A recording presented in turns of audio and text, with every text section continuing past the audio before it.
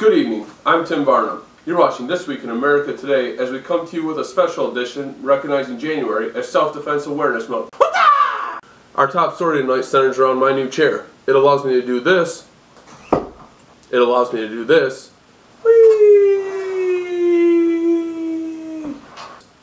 And it allows me to do this. Stop rocking back in your chair. Stop rocking back in your chair! You'll fall.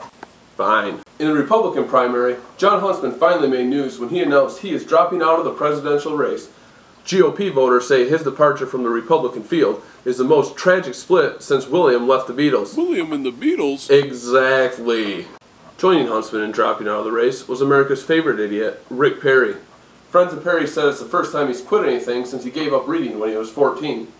Voters also learned this week that Mitt Romney is barely squeaking by, as his side job as a guest speaker netted him, quote, not very much, or a measly $374,327 in 1 year. Romney, whose father was a governor, is a true rags to riches story, overcoming a privileged childhood to achieve corporate success at Bain Capital. You get it, Mitt. You got a lot going for you. You're smart, you're attractive, and you're Mormon. Hey, guess what? So was Ted Bundy. In the entertainment world, Marky Mark had the Funky Bunch doing the I'm Sorry Shuffle after claiming he would have prevented 9/11 had he been on one of the planes that struck the Twin Towers or the Pentagon. Wahlberg said he could have taken out the terrorists and safely landed the plane because he did all his own stunts in contraband and trained like a boxer for the fighter. Hey, way to go, Mike. You the biggest dick I seen since that wicked fake one you whipped out of your trousers and boogie nights. Tensions are boiling over in Syria. 6 people were killed Friday as protests for and against Syrian President Bashar al-Assad continued after an anti-Assad revolt started about 10 months ago. I'm getting word that due to time constraints, we have to cut our coverage on this issue short in order to make time for our special feature on Self-Defense Awareness Month. For more on self-defense, we turn to martial arts correspondent Sensei Jim Barnett. Thank you, Tim. A lot of people think they know a lot about self-defense, but I'm here to tell you, they don't know shit. We're going to demonstrate a few techniques today.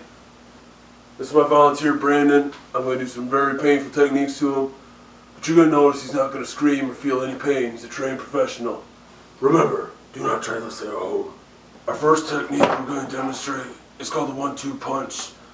Use it on purse snatchers. Purse, you old skank. Da! Da! Remember, Brandon is a trained professional.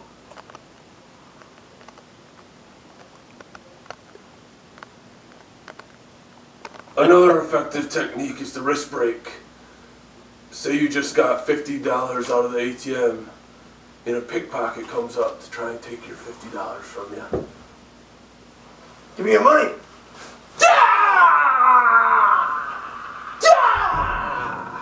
Remember, Brandon is a trained professional. Fuck, dude. Oh.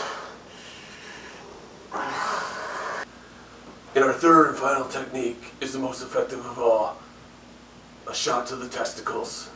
Brandon doesn't feel a thing. He's a trained professional.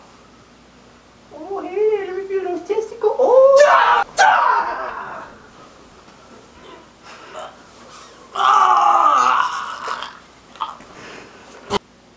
Back to you, Tim. Compelling stuff, Jim.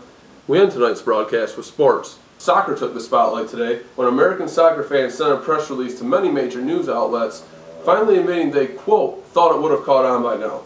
The document states, by acting like we cared about soccer, we thought we were coming off as hip and trendy. Turns out we were actually viewed as insufferable D-bags that nobody wanted to be around.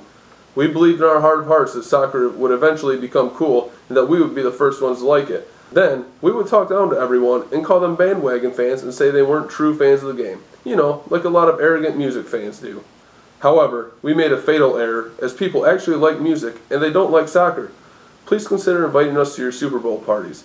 We promise not to bring any vuvuzelas. That wraps up another edition of This Week in America Today. Until next time, I'm Tim Barnum, signing off.